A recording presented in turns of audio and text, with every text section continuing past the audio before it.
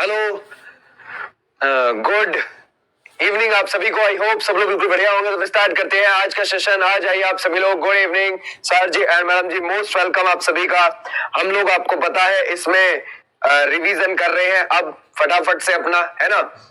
तो जो आपके रिवीजन है वो एसएससी जीडी के लिए थोड़े फास्ट है ना, एसएससी जीडी के लिए। और आपकी संडे को ध्यान रखना 8 से 11 एसएससी के चैनल पे भी मैं क्लास लूंगा, तो उसमें भी आप रिवाइज कर सकते हो, ठीक है। और वहां पर हो भी रही है 9 बजे से 10 बजे तक रोज क्लास, लेकिन एसएससी पर 1 जनवरी को 8 से 11 होगी, उसमें आप जीडी का रिवाइज कर सकते हो जो बच्चे हैं। चलिए फिर शुरू करते हैं आज का सेशन।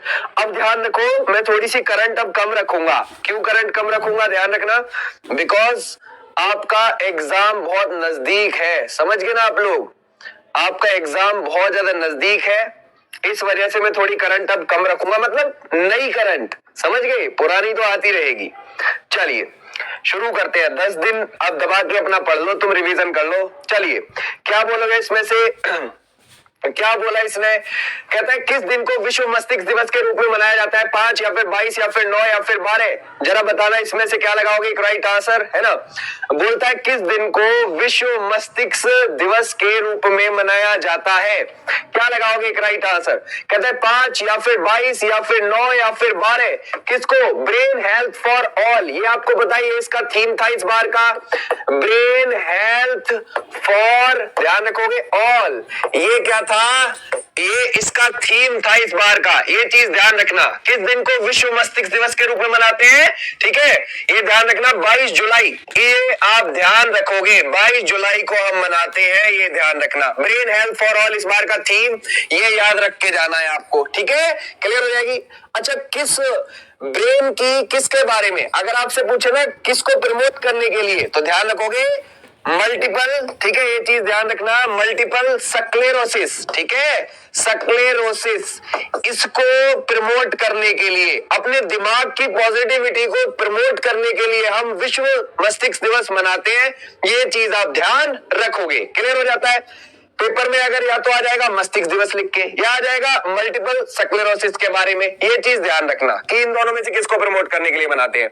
श्रीलंका के नए प्रेसिडेंट बने, उनका नाम क्या लगता है आपको, जरा बताइए इसमें से एक राइट आंसर। श्रीलंका के नए राष्ट्रपति का नाम निमल लांजा है, रनिल विक्रमसिंघे है, सनत निशांत है, या फिर चमल राजपक्षे लगते हैं श्रीलंका के नए राष्ट्रपति।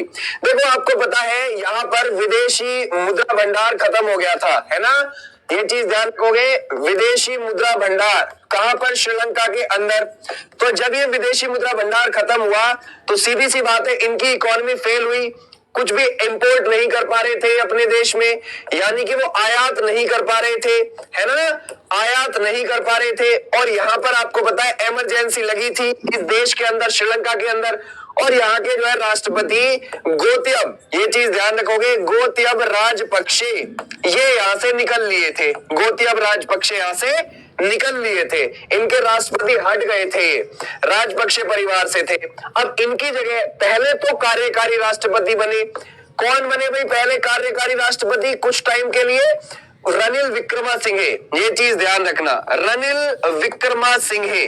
क्लियर हो जाएगा, समझ गए आप लोग, रनिल विक्रमसिंघे बने पहले तो, फिर इनको परमानेंट बना दिया गया, पहले कार्यकारी बनाया और फिर परमानेंट बना दिया गया, यानी कि फिर स्थायी बना दिया गया। और अब ये 2024 तक गद्दी पे बैठेंगे, ये चीज ध्यान रखोगे, रनिल विक्रमसिंघे अब ये 2024 तक बैठेंगे, ये किसका कार्यकाल को पूरा कर देंगे, गोतयब राजपक्षे का जो टाइम पीरियड था उसको अब ये क्या करेंगे, पूरा करेंगे, ये चीज ध्यान रखना। देखो रनिल विक्रमसिंघे ये पीएम भी रह चुके हैं श्रीलंका के कई बार, ठीक है, क्लियर हो जाएगा, कई बार क्या रह चुके हैं, पीएम श्रीलंका के, तो हमें ये भी बात पता चल गई श्रीलंका के बारे में। ओके, अब देखो श्रीलंका हम जानते हैं, श्रीलंका से कभी कभी हमारे पेपर में चीजें आ जाती हैं, यहाँ पर तमिल भाषा चलती है, ये हम जानते हैं, यहाँ पर सिंगली भाषा चलती है, ये भी हम जानते हैं, है ना, तमिल और सिंगली यहाँ पर भाषाएं चलती हैं। यहाँ पर चेन्ना खेती होती है, चेन्ना किसको बोलते हैं, स्थानांतरी कृषि को, स्थानांतरी खेती को बोलते हैं। यहाँ पर हमारे यहाँ नॉर्थ ईस्ट में होती है ना स्थानांतरी खेती, तो यहाँ पर चिन्ना बोलते हैं उसको। ठीक है, यहाँ पर आपको सामना किस्म की दमाना घास मिल जाएगी, जिसको दामना भी कह देते हैं। ये चीज ध्यान रखोगे, दामना घास। ठीक है, वो समाना किस्म की है, वो भी ध्यान रखोगे, दामना घास मिल जाएगी यहाँ पर, ये भी चीज आप ध्यान रखोगे। अब बात आती है, इसको पूर्व का मोती बोल देते, श्रीलंका को पूर्व का मोती बोल देते इसको। ठीक है, ये चीज ध्यान रखोगे। पहली यहाँ की राजधानी थी कैंडी, फिर होती है कोलंबो। ठीक है, कोलंबो। अब क्या है, जयावर्धने कोटे है, जयावर्धने कोटे। ये चीज आप ध्यान रख लोगे श्रीलंका के बारे में। इतनी चीज हमें पल्ले पड़ गई भाई श्रीलंका के बारे में। यहाँ पर मोनोजाइट मिलता है खूब अच्छा खासा, मोनोजाइट। क्या श्रीलंका के अंदर मोनोजाइट हमारे यहाँ दबा के है, ये चीज भी आप ध्यान रखोगे। यहाँ पर खेती कॉफी की दबा के होती है, ये भी चीज आप ध्यान रखना। नारियल की दबा कर होती है ना, नारियल और कॉफी यहाँ पर दबा कर है। पिद्रू तालागाला यहाँ की हाईएस्ट ऊंची चोटी है, ये भी चीज आप ध्यान रखोगे। महावेली गंगा यहाँ की लंबी नदी है।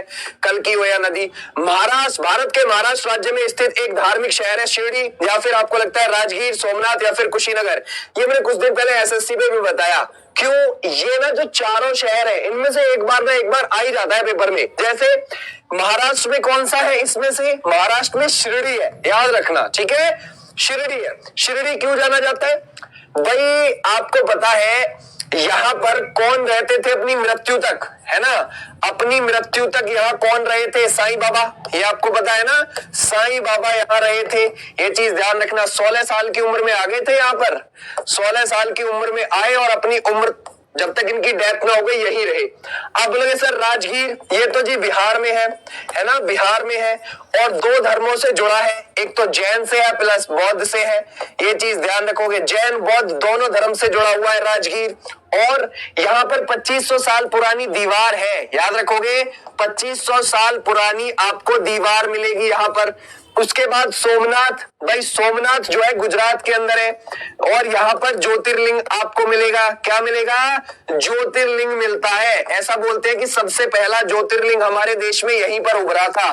कितने हैं पूरे देश में, 12 ज्योतिर्लिंग है, तो सबसे पहला यही उभरा था। ये बात भी हम बोल देते हैं, क्लियर हो जाएगा। उसके बाद कुशीनगर, यहाँ पर महापरिनिर्वाण, यानी कि ध्यान रखोगे यहाँ पर मृत्यु हुई थी किसकी, भगवान बौद्ध की। तो हमें हो गया ना कंप्लीट यहाँ से। ठीक है, क्लियर हो जाता है, महापरिनिर्वाण बौद्ध की। तो आप ये चारों धार्मिक प्लेस है, इनको ध्यान रखोगे, मोस्ट इंपॉर्टेंट। बोलते हैं श्रीलंका के नए प्रधानमंत्री कौन बने हैं, जरा बताइए। श्रीलंका के कोई पीएम बने हैं, तो जरा बताओ इसमें से कौन है। महिंदा राजपक्षे है, या फिर विवेक गौतम है, या फिर आपको लगेगा दिनेश गुणवर्धने, या फिर एमजी थाराका। जरा बताना इसमें से क्या लगाओगे। हाँ जी सर जी, बहुत अच्छा, वेरी गुड। ठीक है, शाबाश, वेरी वेरी गुड। देखो अभी आपको पता है महिंदा राजपक्षे थे, गए, है ना भाई, गए। ये तो भाई जब इमरजेंसी लगी, वहां बुरे हालात हुए, तो इन्होंने इस्तीफा दे दिया, ये निकल लिए। अब कौन है जो रणनील विक्रमासिंघे के साथ पढ़ते थे, वो कौन है, दिनेश गुणवर्धने। ठीक है, ये किसके साथ पढ़ते थे, रणनील विक्रमासिंघे के साथ ही पढ़ते थे, रणनील विक्रमासिंघे। ठीक है, ये चीज ध्यान रखना, क्लियर है। ये अब कौन है, ये राष्ट्रपति है और उनके दोस्त प्रधानमंत्री है, तो ऐसी जोड़ी कहां मिलेगी। ठीक है, इनके दोस्त, ये चीज ध्यान रखोगे, दोस्त पीएम। आपस में जब कभी बचपन में बैठते होंगे, खेलते होंगे, तो सोचते होंगे अरे तो टेंशन ना ले, मैं बनूंगा क्या राष्ट्रपति और तेरे को बनाऊंगा प्रधानमंत्री, तो टेंशन क्यों लेता है। ठीक है, क्लियर हो जाएगी, ये चीज ध्यान रखोगे। ठीक है, ये ध्यान रखना। कौन गए, महिंदा राजपक्षे। और राष्ट्रपति कौन थे जो गए थे, गोतयब राजपक्षे, गोतयब राजपक्षे। ठीक है, ये चीज ध्यान रखोगे, राजपक्षे। पता है जब गोतयब राजपक्षे को हटाने की बात बोलती थी, वहां की जनता तो कहती थी गोटा गोगामा, अपने गांव में जाओ। ठीक है, गोटा यानी कि गोतयब तुम अपने गांव जाओ। कहता है सकोवा में मनाए जाने वाला एक धार्मिक त्योहार है। जरा बताइए, देखो ये सकोवा मैं क्यों बता रहा हूं, क्योंकि इसके दो पार्ट है, उधौली उभौली। ये चीज ध्यान रखोगे, एक है उभौली और एक है उधौली, ये ध्यान रखना, ये दोनों आए हैं। ठीक है, एक है उधौली, उधौली उभौली साल में 2 बार मनाया जाता है, साल में 2 बार मनाया जाता है। ठीक है भाई, साल में 2 बार मनाया जाता है। उधौली अभौली है, इसके दोनों हिस्से हैं, दोनों पार्ट है, दोनों हिस्से हैं इस त्योहार के। किसकी पूजा की जाती है, प्रकृति की पूजा की जाती है, नेचर की, है ना, याद रखो। रखोगे किसकी पूजा की जाती है? नेचर की पूजा की जाती है कहां का जी? ये है हमारे कहां का? Sikkim is the right answer. हमें ये तो सिंपल से पता है कि सागोवा इसमें मनाया जाने वाला धार्मिक त्योहार है, लेकिन ध्यान रखना इसको उभौली उधौली के रूप में हम जानते हैं। अलग अलग इसके दो नाम है, साल में 2 बार मनाया जाता है। नेचर की पूजा होती है, इसमें 2 हिस्से हैं, ध्यान रखोगे इस त्योहार के। क्लियर है? समझ गए आप लोग? यहां तक इतना हो गया। सागा दावा ये भी वहीं पर मनाया जाता है, सागा दावा, ठीक है। ये भी कहां पर है? ध्यान रखोगे सागा दावा ये भी सिक्किम का ही है, ये भी चीज आप ध्यान रखना। बुद्ध पूर्णिमा ये भी इधर मना लेते हैं हम सिक्किम के अंदर। क्लियर है? ठीक है, ये चीज ध्यान रखोगे, सिक्किम के अंदर हम मना लेते हैं। वैसे बुद्ध पूर्णिमा तो बहुत जगह मनाई जाती है, ठीक है, नेपाल में भी मनाई जाती है, पूरे देश में हमारे में भी मनाई जाती है जहां जहां बौद्ध लोग हैं। ठीक है, क्लियर हो जाएगा? समझ गए आप लोग? ऐसे ध्यान रखना है। आपसे पूछे विशु, विशु कहाँ का है? ये केरल का है, ये चीज ध्यान रखोगे। क्लियर है? आपसे पूछे ओणम कहाँ का है? ये केरल का है, ये भी ध्यान रखोगे। विशु ओणम ये ध्यान रखोगे। त्रिशूर ये भी कहाँ का है? त्रिशूर ये भी केरला का है, ये केरल के हो जाते हैं। ऐसे ऐसे आप इन फेस्टिवल्स को याद रख लोगे। ठीक है, नेक्स्ट आते हैं भाई। बोलता है क्या? बोलता है निम्नलिखित में से किस स्थल पर हड़प्पा सभ्यता की पहली खगोलीय वेधशाला मिली है? खगोलीय वेधशाला मिली है किसी स्थल पर, कौन से पर मिली है जरा बताइए? लोथल गुजरात, धौलावीरा या फिर कालीबंगा या फिर गोलाधारो गुजरात, जरा बताना इसमें से क्या लगाया। ठीक है, बोलता है कहीं पर एक पहली खगोलीय वेधशाला मिली है, लोथल में मिली है, धौलावीरा में मिली है, या फिर गुजरात में मिली है, कालीबंगा में मिली है, या फिर आपको लगती है गोलाधारों में मिलती है? कहां पर मिलती है पहली खगोलीय वेधशाला? इसमें से क्या लगाओगे? एक राइट आंसर, गलत नहीं होगा। ठीक है, ओ हो गलत, लोथल नहीं है। ठीक है, लोथल नहीं है, Dholavira is right answer. Okay, B is right answer. ठीक है, बी है। धौलावीरा से क्या मिली है? पहली खगोलीय वेधशाला मिली है हड़प्पा स्थल की, और ये कहा है? गुजरात में। और ये तो यूनेस्को की वर्ल्ड हेरिटेज साइट्स में भी आ गया है ना भाई? यूनेस्को की वर्ल्ड हेरिटेज साइट्स में भी आ गया है, ये भी चीज आप ध्यान रखोगे।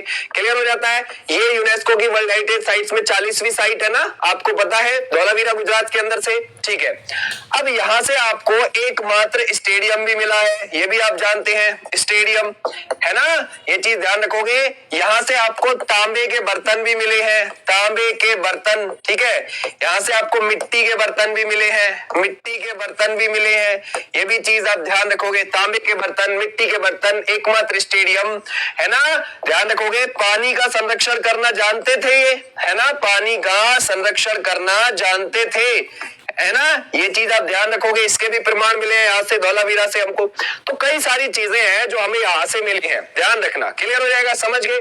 अब देखो इसमें से क्या है ध्यान से सुनना। हड़प्पा साइट जो है, हड़प्पा सभ्यता, ये इसकी सबसे पहली खोजी गई साइट्स थी जो 1921 में खोजी गई थी, ये चीज ध्यान रखोगे। और ये कहाँ है? पाकिस्तान के अंदर है। तो इसी के नाम पर हम इसको हड़प्पा सभ्यता कह देते हैं। हम इसको सिंधु सभ्यता क्यों बोल देते हैं? क्योंकि ये सिंधु नदी के आसपास है ना, उसके आसपास है। वैसे असल में हम देखें, सिंधु नदी के किनारे पर मोहेंजोदारो है, ये हम जानते हैं, लेकिन बहुत सारी साइट्स हैं जो सिंधु नदी के किनारे पर हमको मिलती है, तो हम इसको इंडस वैली सिविलाइजेशन भी बोल देते हैं, सिंधु घाटी सभ्यता भी बोल देते हैं।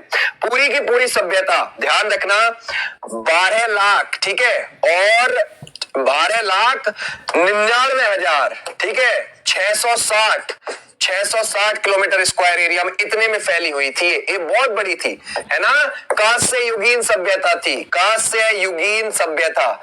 मंदिर नहीं थे यहाँ पर, ये चीज ध्यान रखना, मंदिर नहीं थे। कभी आप लोग सोच लगोगे मंदिर थे, ठीक है, मंदिर नहीं थे, कांस्य युगीन सभ्यता थी, ये चीज ध्यान रखोगे। मिस्र की सभ्यता से भी बड़ी थी, है ना, ध्यान रखोगे। जो इजिप्टियन सिविलाइजेशन थी उससे भी बड़ी थी, ये भी चीज आप ध्यान रखोगे। क्लियर हो जाएगा इतनी चीज। ग्रिड पद्धति पर आधारित थी ये, कौन सी पर? ग्रिड मतलब जाल पद्धति पर इसके शहर मिलते थे, ऐसे बसे हुए मिलते थे, ये मैं आपको बता चुका हूं, ठीक है। ग्रिड पद्धति पर आधारित थे इसके शहर, ज्यादातर शहर ही इसमें आपको मिलते थे अलग अलग एरिया में। ये शहरीकरण वाली सभ्यता थी, यानी कि शहरीकरण यानी कि गांव बहुत कम मिलते थे, जैसे मोहेंजोदारो शहर हो गया, हड़प्पा शहर हो गया, है ना, ये चीज ध्यान रखोगे। इनको तो जुड़वा राजधानी बोलते हैं हम, मोहेंजोदारो को, हड़प्पा को एक बड़े साम्राज्य की जुड़वा राजधानी बोल देते हैं उनको, जैसे लोथल हो गया, धोलावीरा हो गया, कालीबंगा हो गया, ये अलग अलग सब शहर बसे हुए थे। ये एक शहरीकरण सभ्यता थी। ठीक है, क्लियर हो जाएगा, समझ गए आप लोग? ये चीज आप ध्यान रखना। भारतीय संविधान के किस भाग को डॉक्टर बी आर अम्बेडकर द्वारा संविधान की एक अद्वितीय विशेषता कहा गया है? जरा बताइए, इसमें से क्या लगाओगे, है ना? क्या बोला इसने? बोलता है भारतीय संविधान के किस भाग में डॉक्टर बी आर अम्बेडकर द्वारा संविधान की एक अद्वितीय विशेषता कहा गया है? किसको कहा गया है भाई? क्या संशोधन प्रक्रिया को, मौलिक कर्तव्यों को, या फिर राज्य के नीति निर्देशक सिद्धांत को, या फिर मौलिक अधिकारों को? जरा बताइए, इसमें से क्या लगाओगे? क्या बोला उसने?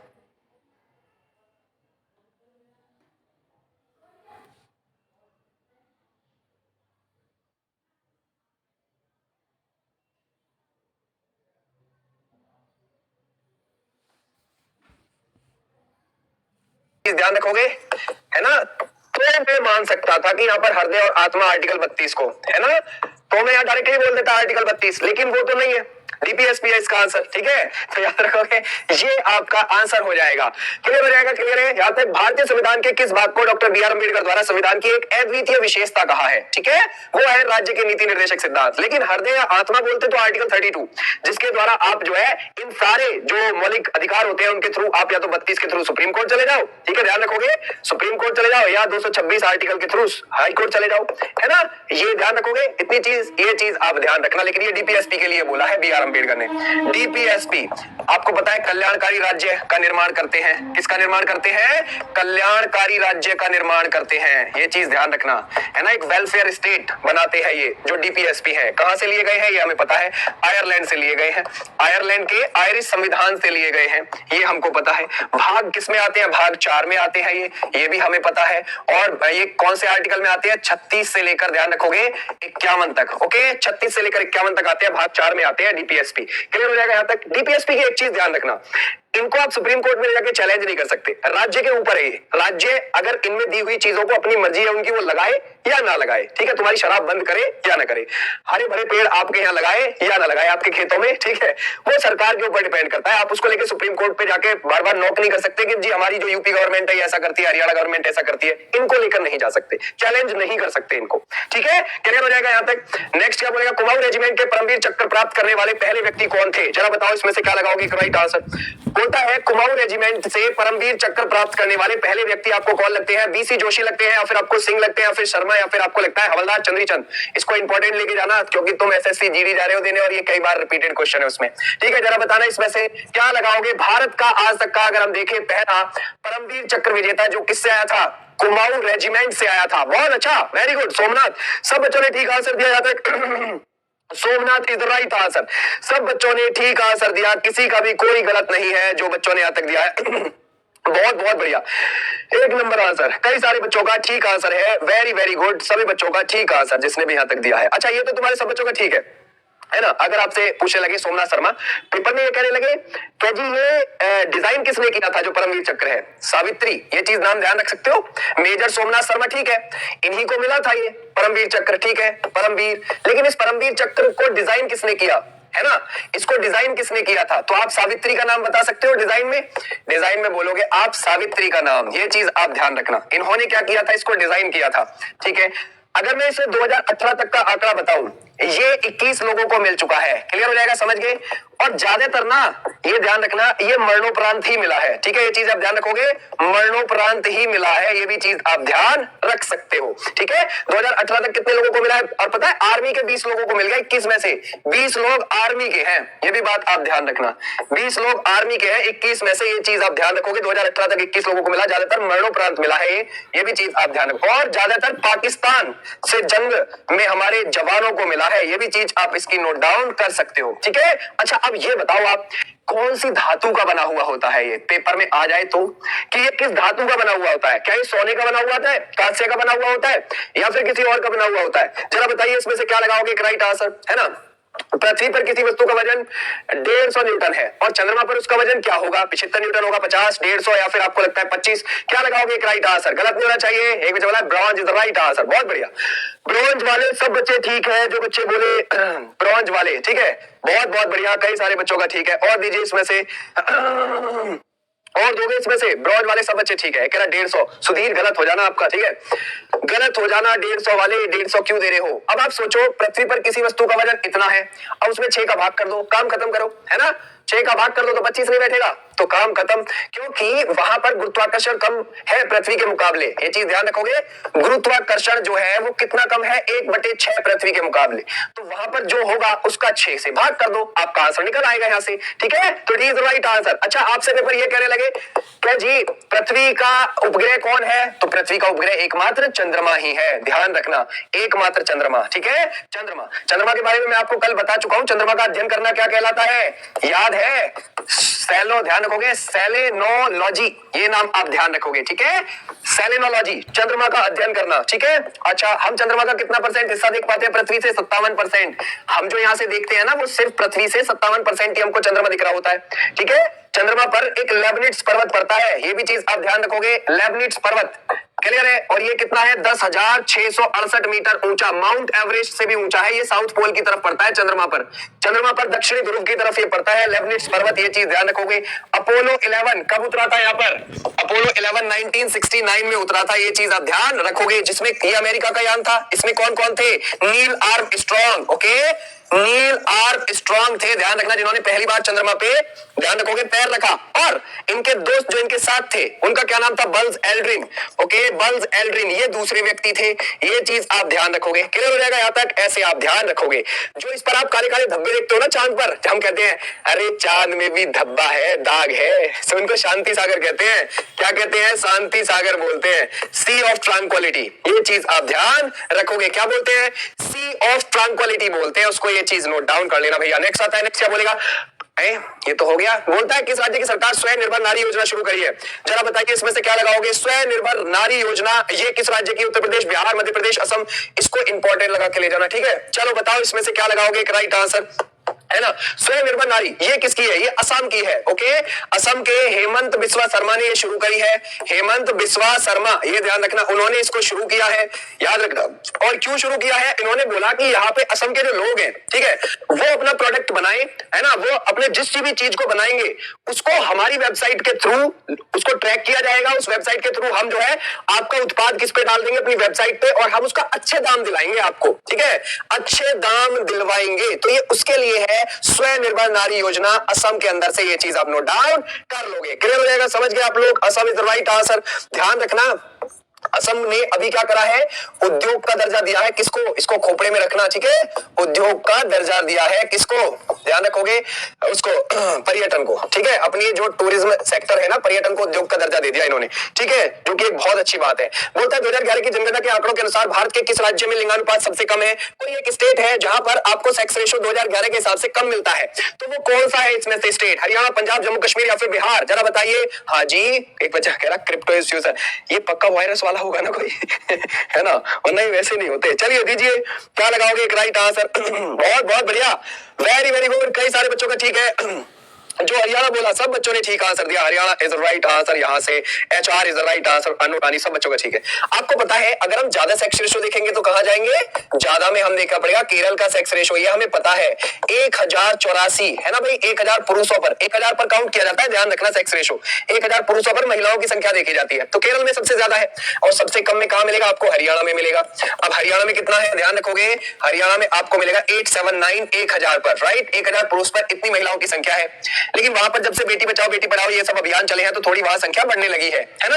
अच्छा, दूसरी बात ये हो गया, यहां तक आपसे कहने लगे बच्चों में सबसे कम पे कौन सा राज्य है? जैसे हम शिशु लिंगानुपात की बात करते हैं ना, और शिशु लिंगानुपात को हम 0 से 6 वर्ष तक काउंट करते हैं, उसमें भी हरियाणा कम है, उसमें भी हरियाणा ही मिलेगा आपको कम पर, ठीक है। शिशु लिंगानुपात में भी है, बच्चों बड़ों में भी है, हरियाणा ही कम पर है, ये चीज ध्यान रखना, क्लियर हो जाएगा। ये चीज कम वाले मैटर में आपसे पूछने लगे कौन से 3 राज्य है जिनका सेक्स रेशो बहुत अच्छा है, तो आप बोलोगे पहला तो जी केरल हो गया, है ना, केरल में कितना 1084 है 1000 पर। आपसे बोले फिर सेकंड पे यही साइड वाला तमिलनाडु को ले लो, यहाँ पर कितना मिलेगा 996, है ना, 1000 पर इतनी महिलाएं हैं, ये सेकंड पर है हमारे देश में।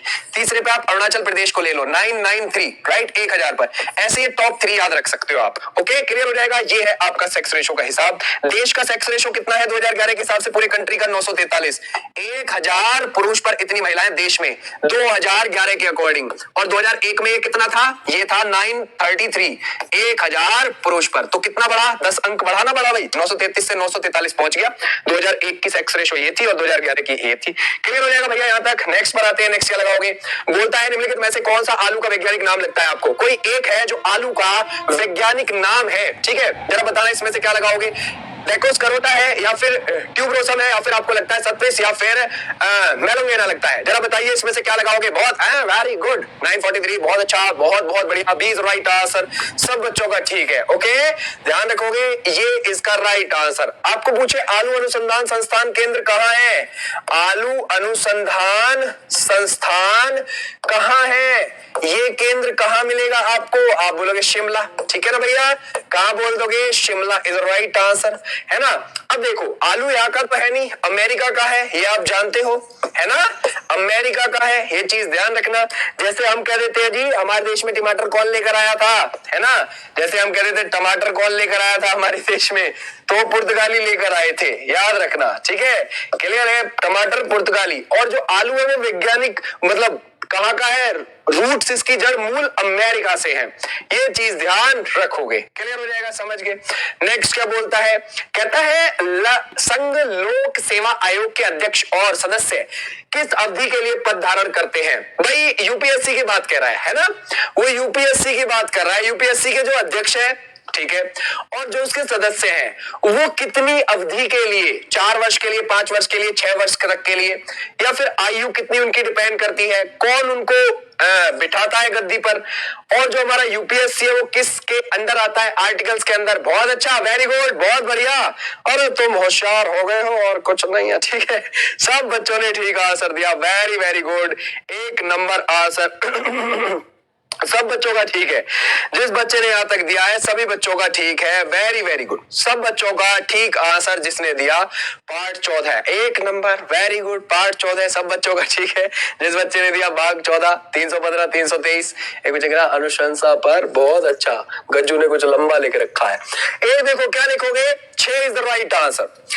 यूपीएससी की बात करी हमसे, ठीक है भैया। अब यूपीएससी के अंदर 6 वर्ष या 65 साल, या तो उसकी 65 साल उम्र हो जाए पहले, या उसका 6 वर्ष का टाइम पीरियड हो जाए, ये उसका टर्म होता है जब तक वो गद्दी पे बैठेगा।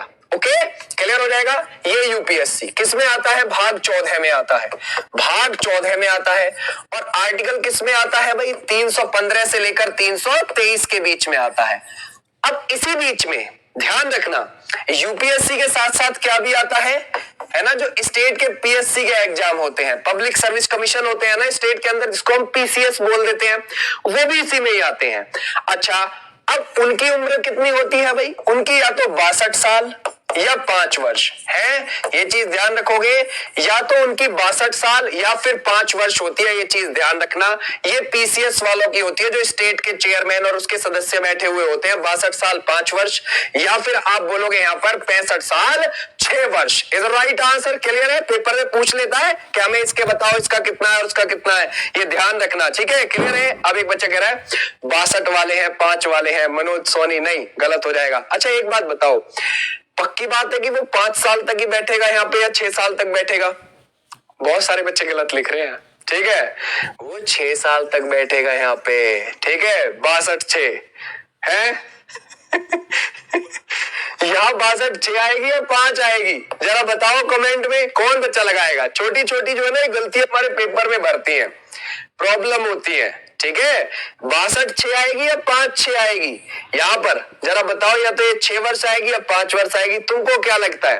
ठीक है, 62 और 6 है, ना कि 62 और 5। अब देखो, मैं इसको इजीली यूं ही बता देता और मैं भी इसको चला जाता और तुम कहते हाँ भाई हाँ इतना ही है, बुद्धि में बैठ जाती तुम्हारे में। तो इसको ध्यान से देखा करो क्या बोल रहा है। मान के चलो, एक तो ये किसका है? पीसीएस का है, स्टेट वाले हैं ये, स्टेट वाले, ठीक है? 62 और 6। लेकिन जब आपसे 2 पीसीएस एक साथ मिक्स हो जाएंगे, यानी कि मान के चलो एग्जाम्पल के लिए पहले हरियाणा और पंजाब एक थे, है ना? तो वहां के पीसीएस जो एक ही चल रहे थे, विभाजन विभाजन होने के बाद भी, हरियाणा पंजाब अलग हो गया ना, फिर भी वहां पर पीसीएस 1 चल रहे थे, तो उनका भी सेम होता है 62 या 6। ठीक है, क्लियर हो गया। जब 2 पीसीएस एक साथ हो, ये भी चीज आप ध्यान रखोगे, 62 या 6, आपको 62 या 5 नहीं बताना भैया। चलिए, मेरिट के आधारों पर भर्ती करते हैं ये, यूपीएससी हो चाहे पीसीएस हो।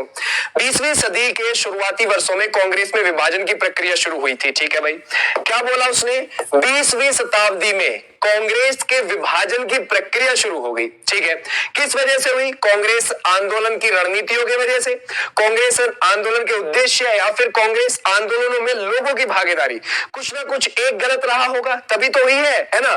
चलो बताइए भाई, बहुत अच्छा, वेरी गुड, कई सारे बच्चों का ठीक है यहां तक, है ना, सब बच्चों ने आंसर ठीक दिया। और दो इसमें से क्या लगाओगे, एक राइट आंसर, बहुत बहुत बढ़िया। और दीजिए, इसमें से क्या लगाओगे, एक राइट आंसर, गलत नहीं करोगे, शाबाश, कई सारे बच्चों ने ठीक आंसर दिया है यहाँ पर। अब देखो, तुम ऑल बोल रहे हो, लेकिन एक बात ध्यान रखना, तुमने सारों ने ऑल दिया, कुछ तो सोचा होगा। मेन बात यह भी थी कि कांग्रेस कहीं ना कहीं लड़खड़ा रही थी, लेकिन और भी कारण थे विभाजन होने के। 1907 में हुआ था विभाजन कांग्रेस का सूरत के अंदर, ये हम जानते हैं। देखो, एक था नरम दल, एक था गरम दल, है ना, नरम गरम दल, ये दोनों दल थे भाई। नरम दल में ये बेचारे बड़े बूढ़े लोग आते थे जो बिल्कुल आराम से अंग्रेजों के सामने हाथ जोड़ कर जाते थे अपनी बात मनवाने के लिए, अंग्रेज माने तो ठीक, ना तो वापस। अब गरम दल में कौन आते थे, लाल, यानी कि लाला लाजपत राय, ठीक है, बाल गंगाधर तिलक और बिपिन चंद्रपाल, है ना, बिपिन चंद्रपाल और अरविंदो घोष, ये लोग थे गरम खाने वाले, यानी कि पूरे देश में धुआं काटने वाले लोग थे ये। ठीक है, ये ध्यान रखोगे, ये तिगड़ी और ऊपर के साथ अरविंदो घोष, ये गरम दल से थे। अब जो गरम दल वाले थे ना, ये चाहते थे कि सूरत में ना हो अधिवेशन, नागपुर में हो, है ना, ये 1907 वाला नागपुर में हो जी, लेकिन हुआ कहां, सूरत में, इनकी नहीं चली, पहली बात। दूसरी बात, 1905 में हुआ था बंगाल का विभाजन, फिर क्या चल रहा था, स्वदेशी आंदोलन चल रहा था कि स्वदेशी अपनाओ अंग्रेजों को भैया, अब इनकी चीजों को कोई नहीं खरीदेंगे। तो इन्होंने बोला था गरम दल वालों ने कि इसको हम पूरे देश में फैलाएंगे इस आंदोलन को। नरम वाले बोले नहीं, बस बंगाल तक ही फैलाएंगे, और वो आंदोलन बस बंगाल तक ही फैला और फेल हो गया था, आपको पता है ना, क्लियर है। तो इनकी बात इसमें भी नहीं चली, क्लियर, ये दो चीज बिल्कुल कट गई। अब भाई तीसरी बात क्या, ये वाले गरम वाले लाला लाजपत राय को अध्यक्ष बनाना चाहते थे, और ये लोग रास बिहारी बोस को बनाना चाहते थे। किसको, रास बिहारी बोस को। बना कौन, बोस ही बने, रास बिहारी बोस ही बन गए। इनकी फिर भी नहीं चली, ये हट, हम रहते ही नहीं है अब उसमें, हम अलग होना चाहते हैं, अलग हो गए, बाहर में जाओ। ठीक है, कांग्रेस का विभाजन हो गया, ये चीज आप ध्यान रखोगे। एक और कारण था, कारण ये था 1905 में प्रिंस ऑफ वेल्स आया था, तो उसके भव्य स्वागत में बहुत ज्यादा धन लुटाया गया था, तो उसके वेलकम करने के लिए, तो उसका भी इनको बहुत गुस्सा था कि यार ऐसे ही देश में पैसा लुटाया जा रहा है, ये चीज आप ध्यान रखोगे। तो ये कई सारे कारण थे, ध्यान रखना। बोलेंगे यार हमको रहना ही नहीं है, कुछ मानते ही नहीं है हमारी बात, ये तो गलत है। तो देखिए इसमें से क्या बोलोगे, सितंबर 2021 में भारत किस देश के साथ संयुक्त सैन्य अभ्यास काजिंद 21 आयोजित कर रहा है, जरा बताना इसमें से क्या लगाओगे, किरीबाती के अंदर, कजाकिस्तान के अंदर, केन्या या फिर किर्गिस्तान के अंदर, जरा बताइए इसमें से क्या लगाओगे। हाँ जी, ये विभाजन याद रखना, पेपर में पूछ लेता है इसमें से। चलिए क्या लगाओगे, एक राइट आंसर। दिल्ली दरबार नहीं, दिल्ली दरबार अलग है, कभी तुम दिल्ली दरबार को कॉपरेट करने लगो, लगाने लगो इसके साथ, ठीक है। चलिए कहां पर हुआ था, एक बच्चा कह रहे कजाकिस्तान, वेरी गुड, बहुत बढ़िया।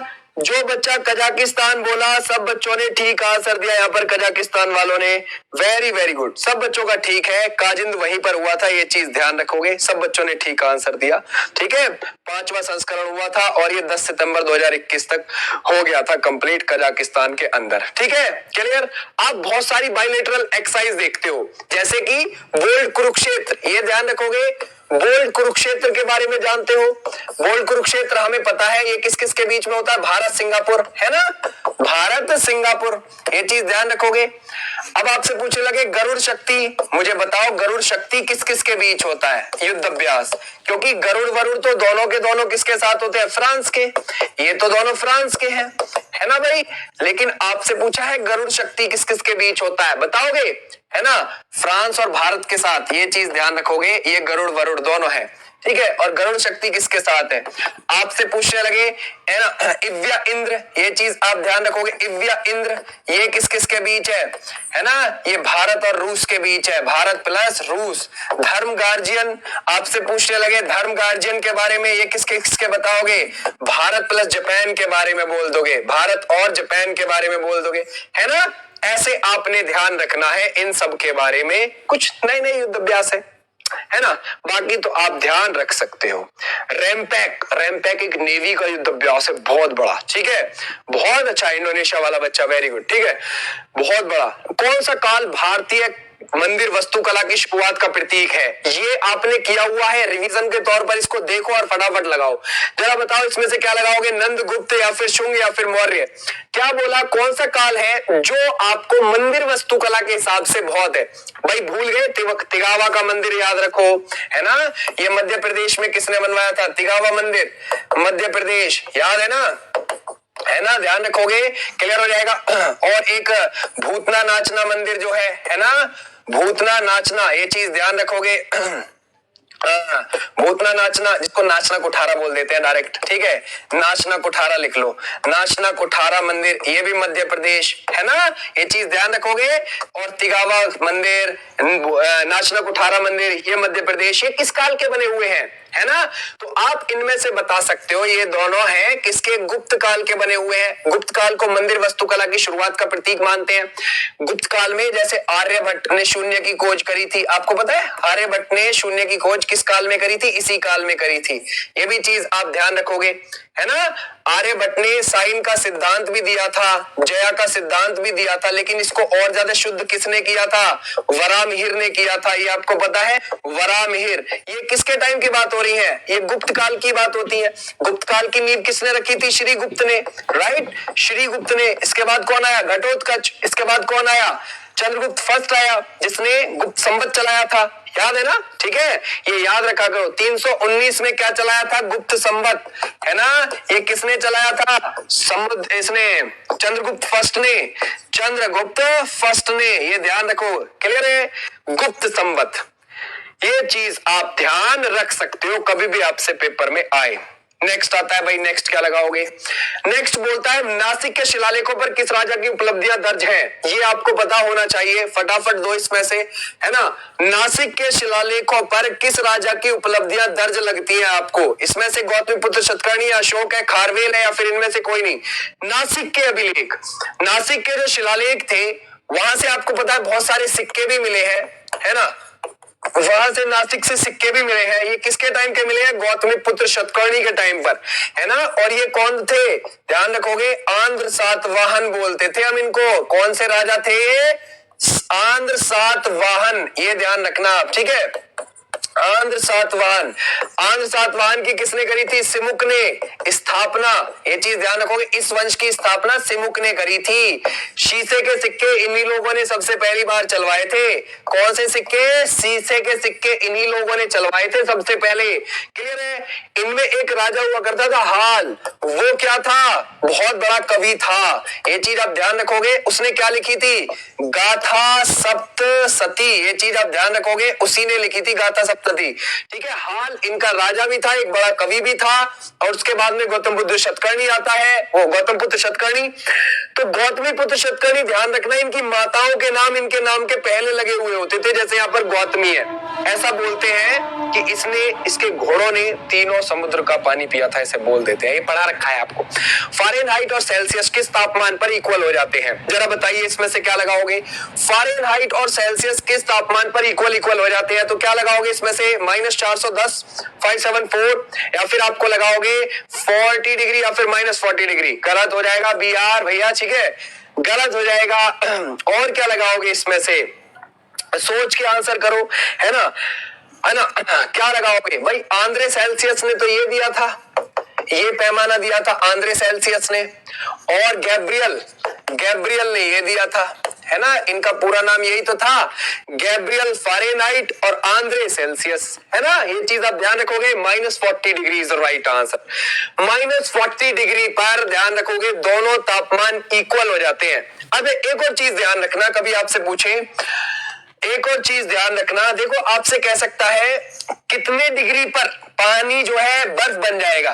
पानी कितने डिग्री पर बर्फ बन जाता है? तो वो बन जाता है 0 डिग्री पर, है ना, बर्फ बन जाएगा। और फ़ारेनहाइट में वो कितना होगा? ये तो जो है सेल्सियस में है ना, ये क्या है, सेल्सियस में है भाई ये तो।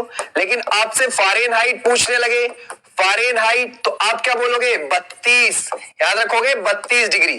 क्लियर है? समझ गए आप लोग? ऐसे ध्यान रखना है, इतनी चीज नोट डाउन रखना यहां तक अगर पेपर में आए। अच्छा, आपसे पूछे पानी के बारे में, फिर पानी उबलेगा कब, है ना, उबलेगा कब? उबलता है जाके 100 डिग्री सेल्सियस पर, है ना, और यहाँ पर फ़ारेनहाइट कितना हो जाएगा बल्कि 212 डिग्री पहुंच जाएगा। ये भी चीज ध्यान रखोगे, है ना। क्लियर है? पानी का आपसे सेल्सियस में पूछे तो बता देना, फ़ारेनहाइट में पूछे तो बता देना, ठीक है। ये चीजें आप दोनों ध्यान रखोगे हर हाल में। चलिए भाई नेक्स्ट आते हैं, केल्विन में भी बताऊं क्या? ठीक है केल्विन में फिर तुम लोगों को लगेगा कि ये बहुत लंबा खिंच गया। चलो दीजिए इसमें से क्या लगाओगे एक राइट आंसर। कहता है रूस और यूक्रेन ने ग्रेन डील, अनाज समझौता, जुलाई 2022 में किया था, ठीक है। इसके तहत 5 महीने बाद अनाज फिर से अब दुनिया में जाएगा। अब ये किस सागर के थ्रू होकर जाएगा? काला सागर, भूमध्य सागर, कैस्पियन सागर, या फिर आपको लगेगा, है ना, बाल्टिक सागर।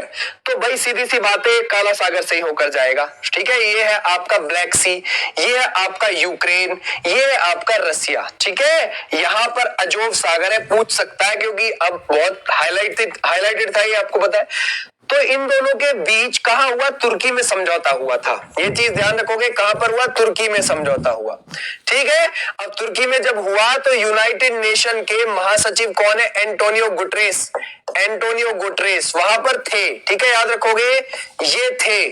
क्लियर है? एंटोनियो गुटरेस वहां पर थे, तुर्की के राष्ट्रपति भी वहीं पर थे जब ये समझौता हुआ था। तो रशिया ने बोला कि ये जो आप देख रहे हो ना, इनके बंदरगाह जो देख रहे हो यूक्रेन के, जहां से अनाज जाता है पूरी दुनिया में, हम उस पर हमला नहीं करेंगे। रशिया ने ये बात मना कर दी थी, ठीक है, कि आप ले जा सकते हो अनाज पूरी दुनिया के अंदर, हमें कोई आपत्ति नहीं है, ठीक है।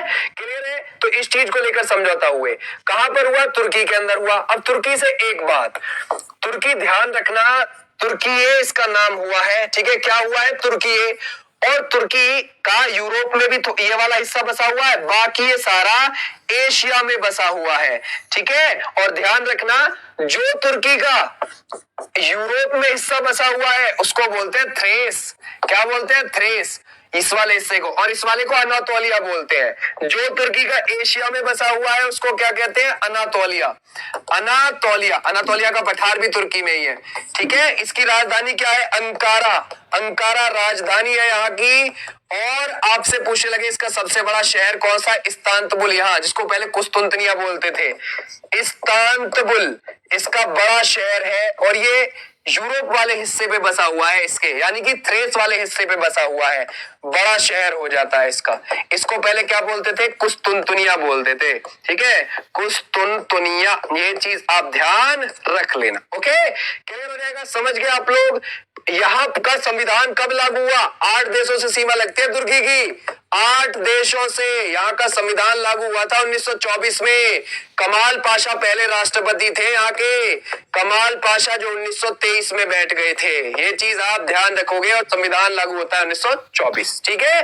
क्लियर है यहाँ तक? ऐसे आप ध्यान रख सकते हो, ये चीज आप ध्यान रखोगे। नेक्स्ट क्या बोलेगा भाई? बोलता है कुरान में ज्ञान के लिए कौन सा शब्द है, और कुरान में टोटल कितने वर्ड हैं? जरा बताओ इसमें से क्या लगाओगे?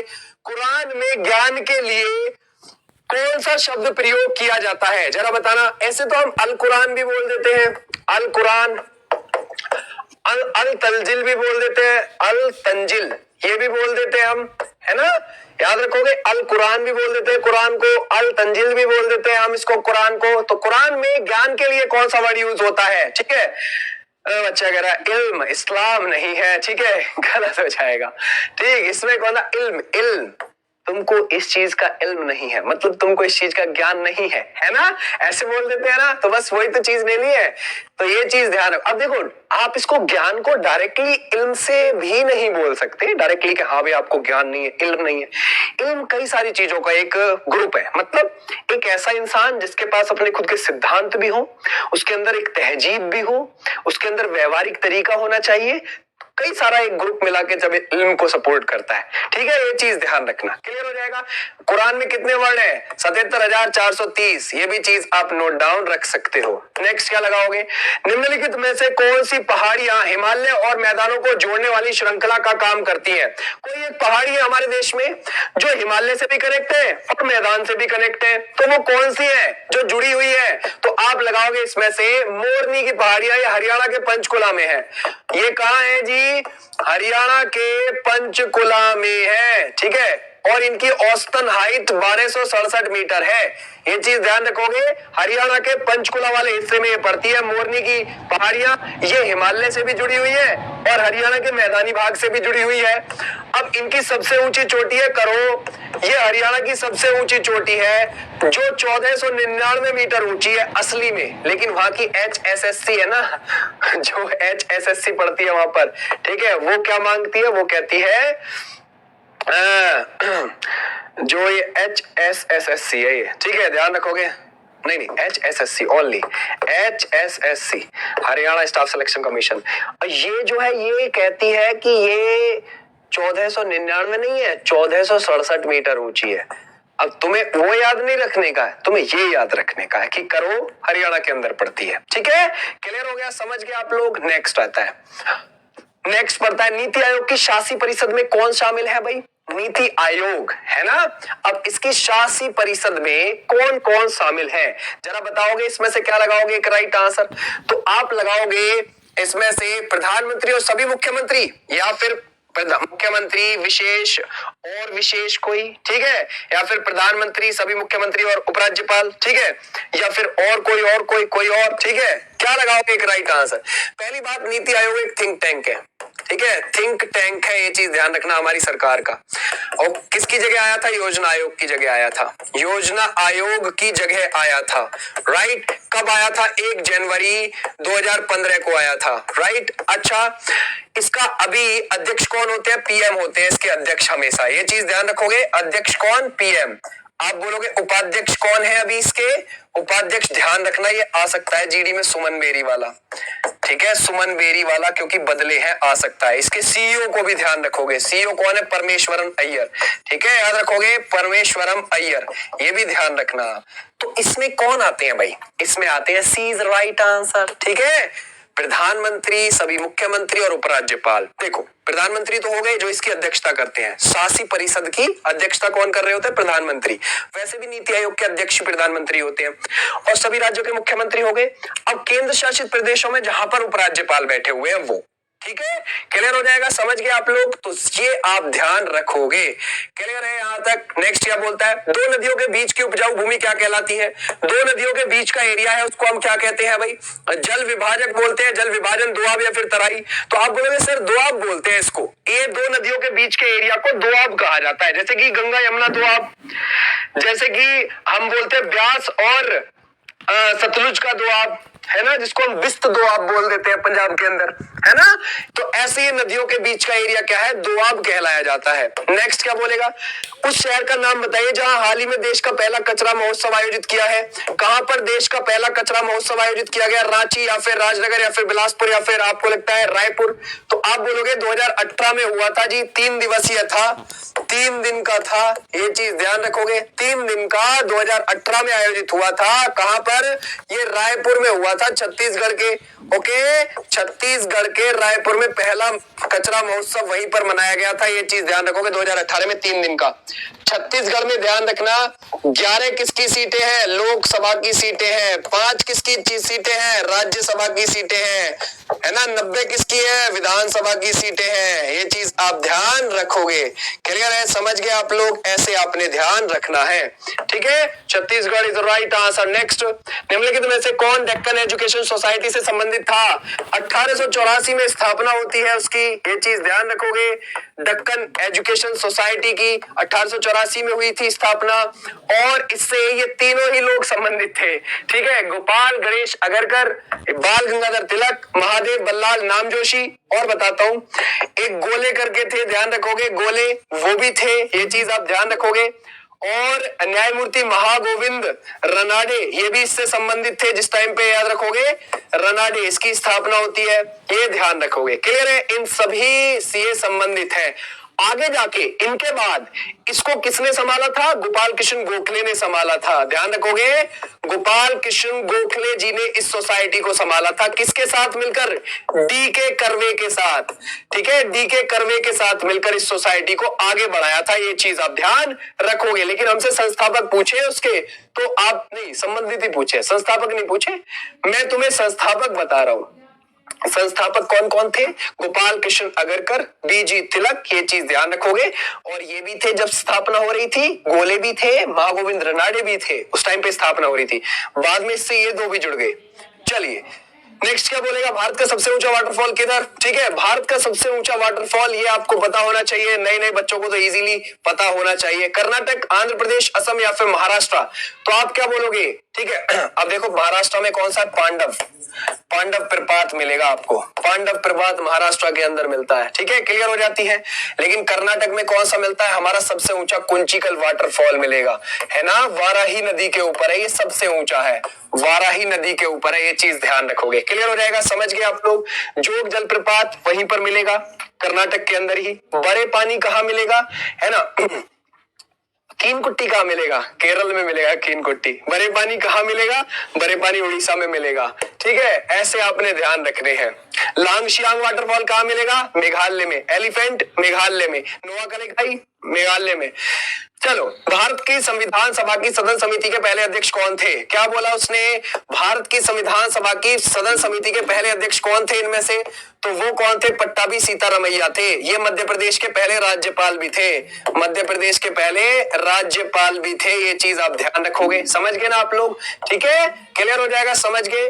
गोपाला स्वामी अयंगर, ये साख समिति के अध्यक्ष थे, साख समिति के अध्यक्ष थे गोपाला स्वामी, ध्यान रखोगे, अयंगर। ठीक है, ये साख समिति के थे। और पट्टाभी सीतारमैया क्या थे? ध्यान रखोगे, सदन समिति के पहले अध्यक्ष थे भारतीय संविधान सभा की। क्लियर हो जाएगा। पट्टाभी सीतारमैया मद्रास से चुनकर आए थे। ये चीज ध्यान रखोगे। क्लियर है। और ये तुम्हारा लास्ट क्वेश्चन घर का हो जाएगा कि मानसून के मौसम में भेड़ में कौन सी बीमारी पाई जाती?